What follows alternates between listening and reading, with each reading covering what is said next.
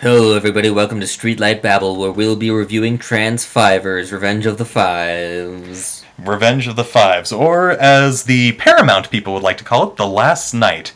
So, ladies and gentlemen, first of all, we'd like to point out this is going to be another one of our spoiler reviews, because, let's be honest, nobody really needs to see this movie. And with the erection of the spoiler switchblade, we're going to get into some spoilers. So, if you have not seen this movie and don't want to be spoiled, ignore this video and then don't go see this movie, because this movie was bad. So, Jake, a little bit of backstory, everybody. Jake brought up the wonderful idea of having us watch all the Transformers movies, which I suppose those subsequent reviews will be coming out. So be sure to catch those, but Hey, it's just good old-fashioned payback for the Fast and the Furious movies. I think Fast and Furious is a masterpiece compared to these films. Being honest with you, being 25% honest with you. Hey man, I felt like I was watching Tokyo Drift 18 times when I was watching those movies. Well, okay, so this is the first Transformers movie that I've ever seen in the theaters, and one of my outlets for bad movies is yelling at the screen. But I can't do that in a theater, although I might as well have. I don't think people would have cared. I don't think that... Let's put this in perspective. About halfway through the movie, there was a mass walkout. Like half the theater walked out. And one of the reasons I stayed was because I wanted to see if they'd come back, and they never did. The guy next to me walked out. Not him, he was on the other side. Yeah, just rows of people behind us. Like at left, and then over the granted, we did go see a later showing, and like one of those families had kids, but still, the theater was, I mean, about 2/3 of the way full when we got there. It was a late showing, but still, by the time the movie was over, it was basically us and 3 other groups in the theater, and that was it. All right. So,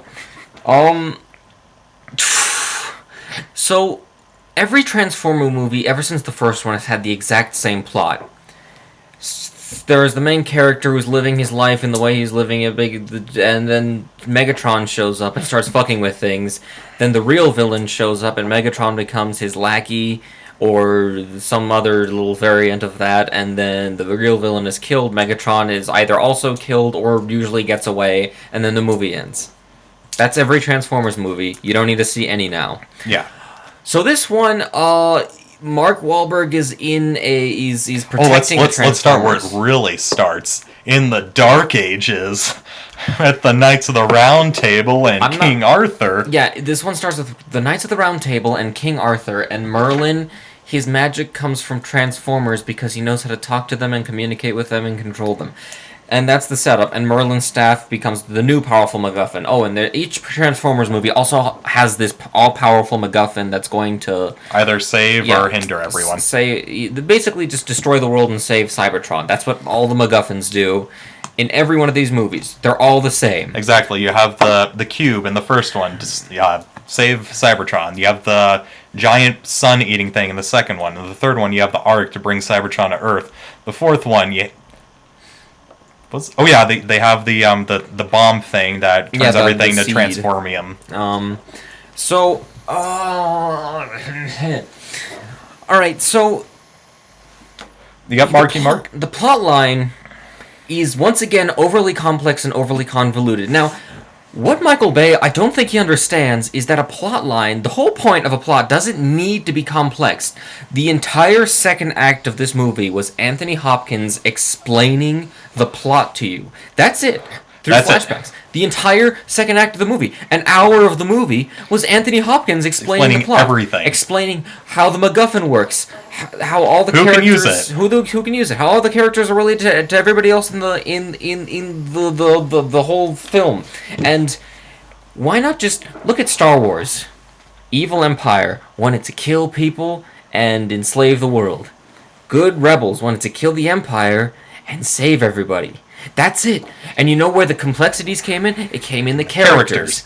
You see, Michael Bay writes in stereotypes. All his characters are stereotyped. You have honorable Japanese Transformer. Transformer who's good with swords. You have military Transformer who is good with weapons. You have Steve Buscemi. Transformer who's kind of a the like kind of pathetic, weird sounding dude. You have British rogue Transformer who always wants to take over the Autobots. You have British butlers Transformer now in this one. He was the one good thing. But they're all stereotypes. Star Wars, it started with all of its characters being stereotypes, but then they evolved as the movies went on. Han Solo was just a badass smuggler in the beginning. Just kind of a solo man. Well, Han Solo, that's his name. But he kind of loses that way of life because he finds something to care about, and he joins the Resistance and becomes a general. You see, his whole life, just because of his experiences, has been changed. It's been converted, and now he has a character arc. He's a new person. He has new things to care about. He thinks new things because part of his world was kind of a lie to him, and now it's all been changed. Now he's a good guy. Transformers, no character ever changes. They're all the same. Optimus Prime is always on the right side, always does the right thing, to him at least. Megatron's always the bad guy. Megatron's always the bad guy. There's no conflict. I mean, why can't we have a scene where Optimus Prime's like, well, thinking about, hey, maybe I should bring back my planet. I don't know. But no, in order for him to have conflict, he needs to be brainwashed. And all the advertising campaign for this movie was ignore it. Was just all him being brainwashed. And it happens for 5 minutes of the movie, and then Bumblebee talks to him, and then he's okay again. He gets like red shit on his face, and then he's okay again.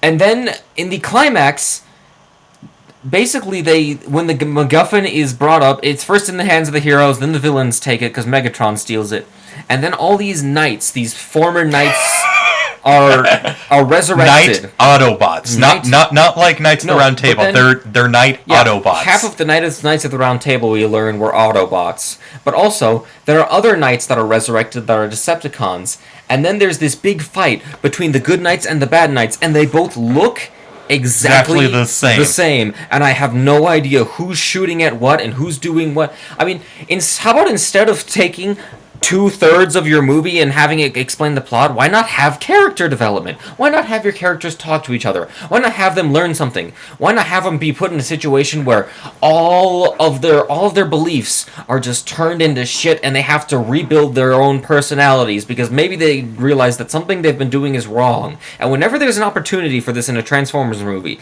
like the third one, where Megatron actually saves Optimus Prime, what does Optimus Prime do? Just kills him. While Megatron's back to him, right after he saves his life, Optimus Prime just cuts his head off.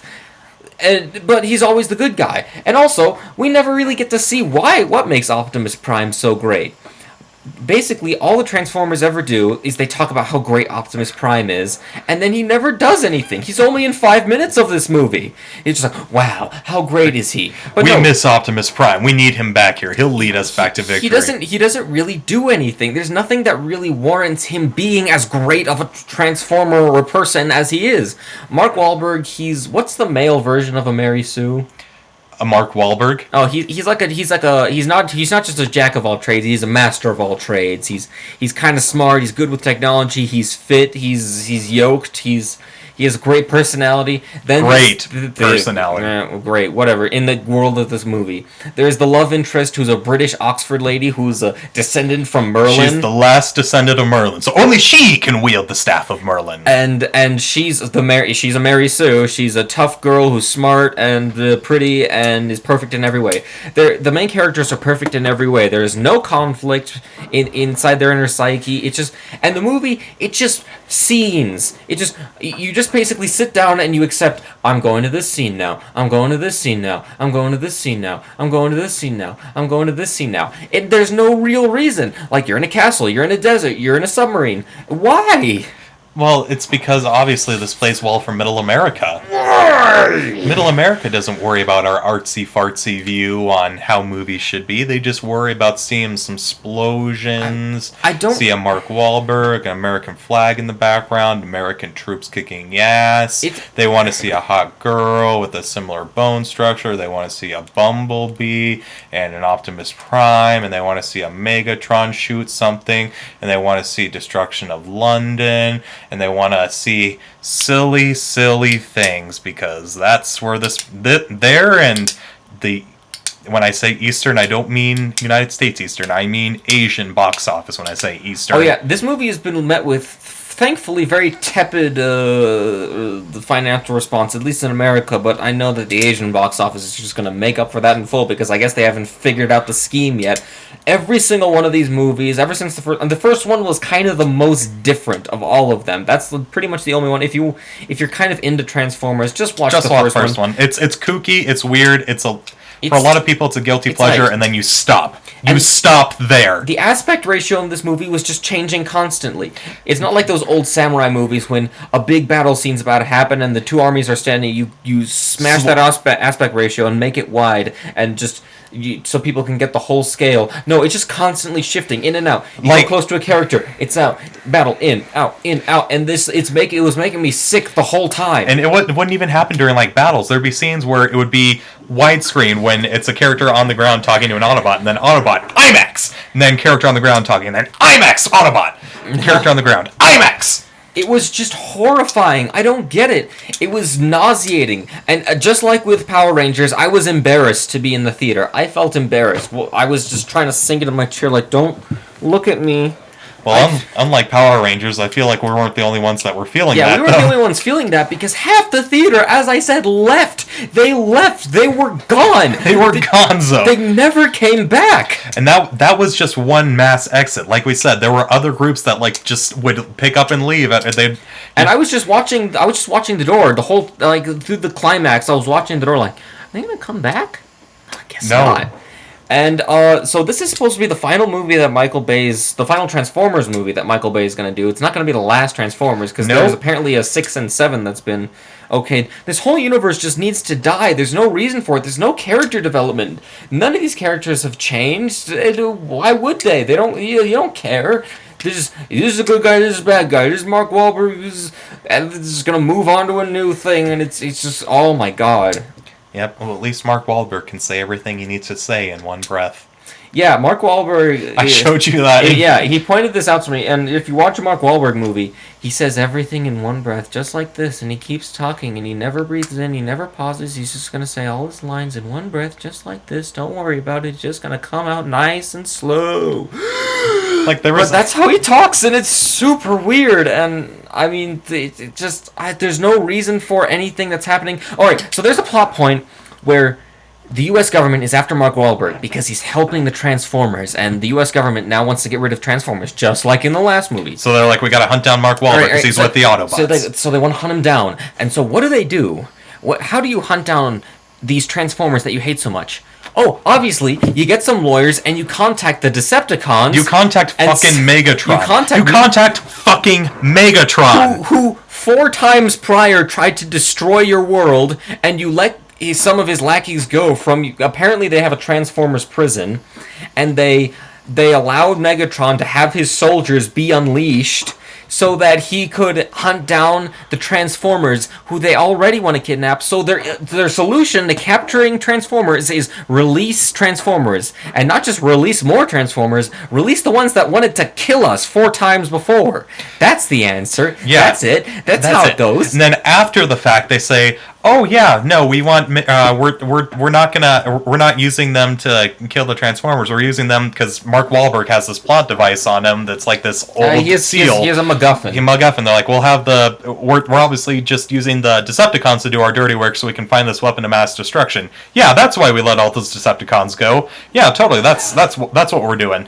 No other reason. No other reason. I mean, the MacGuffin it turns out to be Excalibur, by the way. It's this little metal thing that travels throughout Mark Wahlberg's body, and whenever he gets shot, it blocks bullets for him, and then it turns into Excalibur, and it didn't really do any... He used it to block one blade, and that was it. That was the entirety of that. It's a MacGuffin that did not act as a MacGuffin. It did nothing to the plot. It was just it was meant to set up a joke where the girl is looking at Mark Wahlberg's body, after being she was like rejecting him because she's the tough girl. And then he takes off his shirt. He takes off his shirt, and he has his abs, and it's moving across his body, and then it starts going into his pants, like right to his junk. And she's like, oh, you better take off your pants so we can make sure that everything's okay down there. Yeah, sure. I remember after that... her character completely flipped the moment he took his shirt off. I don't get it. It's the power of abs. The power of abs. I mean, Got to get the sweet Yeah, gains. get them sweet gains. And yeah, there's one scene where Mark Wahlberg is rejecting protein. I'm like, you don't have abs like that while rejecting That was an age protein. that was in 4. That was an Age of Extinction. Oh yeah, I'm sorry, they blend together. I was actually about to complain about a Stanley Tucci plot point until I realized that it's not in this movie. But Stanley Tucci was in this movie for and 5 seconds as Merlin. And Anthony Hopkins was terrible. He was bad. He did not give a shit about this plot. The only thing that kept him sane and serious was that he was going to get a huge fat paycheck for his new young hot wife. I mean, there was an actor, he was in the previous ones, who literally said goat ball sack to Anthony Hopkins. To Sir Anthony Hopkins, Oscar winner, Tony winner, Emmy winner, he's probably won everything under the sun, and he said goat ball sack to him, and Anthony Hopkins took it with a straight face. Oh, and how Anthony Hopkins dies is he sneaks up behind Megatron and then shoots him once. And then Megatron turns around and just nopes the fuck out of him. And then Megatron just turns around and incinerates Anthony Hopkins. And then before he dies, Anthony Hopkins is like, I contributed. And then the British robot's like, yes, you did, sir. And then I think Anthony Hopkins is like, I can die happy now. Yeah. Yeah. And then the British robot's never seen again. Yeah, he's all right though. He's voiced, and I'm assuming a little bit of the motion capture, but not all of it. So Jake, what was your favorite part of the movie? I was just about to get to that. It's British robot guy. I'm not saying it's good. I'm not saying go see this movie, but the British robot guy. If you accidentally drunkenly stumble into a movie theater and this movie is playing, and there's a scene with a British robot, you can watch like 30 seconds and then turn it off. His character seemed rather inconsistent because there were times where he just got really angry and started strangling Mark Wahlberg just for insinuating that the girl should take her clothes off. I was kind of happy about, not because he was strangling Mark Wahlberg, which was pretty funny. That was seeing Mark Wahlberg being strangled is always great. I guess I liked the police officer Decepticon, the cop car one. I liked how he looked. It's just his design. Even though, and in the beginning of the movie, he was kind of touted as kind of being this badass because he was kind of spying on everybody, and he looked like really brutal and really bulky. And he has these knuckle rings that say punishment and enslavement. And he talks to Megatron once and is never seen again. No, he talks to Megatron, and then he's chasing Bumblebee. Bumblebee shoots him, and then he falls down. And he's like, "That hurt," and then you never see him again. So nothing ever. Out of a 10, this movie was a waste of time. Out of 10, this movie was a vampire of my time. I felt like I was just thinking while I was watching it about how I'm going to be on my deathbed, thinking about, I took some of my time out of my brief existence in the universe to watch Transformers fucking 5. I never want to see a Transformers again. I never want to see a Michael Bay movie again. Just never again. Never. No. Never give your money again. There was that time before the 4th movie where Michael Bay's like, I'll just keep making them like shit and you'll keep buying them. And that's why I didn't want to give my movie to this, and that's probably why people walked out. They probably wanted their refunds. And I should have gotten my refund too, and I feel really bad, and I've lost respect for myself, and everybody else has lost respect for me for seeing this goddamn movie. I'll never watch it again. Never watch anything from Michael Bay again. I hate myself. Yep. So if I were to give this movie a rating, I'd say it's an existential crisis out of 10. Yeah. All right, well, stay tuned. July, it looks like there's a lot better docket of movies coming out. We're finally past The Mummy and Transfivers and some, other movies that have come out recently. But we have Spider-Man Homecoming, Baby Driver, that one looks really good. And I've heard good things about that. And we'll see how Dunkirk There were 4 Dunkirk trailers before this movie. There were trailers before movies in the theater? There were 4 Dunkirk commercials. 4 of them. Now, granted, each one of them was 20 seconds long. Each of them were 20 seconds long. They were all different, and there were military commercials in between all of them. But why were there 4 Dunkirk commercials? I don't know. Just hammered the Dunkirk into people's brains, I guess. That was their strategy. Whatever. I don't care. Just move on. End the video. Never see this movie. Never pay for it. Never see anything from Michael Bay again, please. And if you're Chinese, spread the word, I guess. Yep. All right, bye.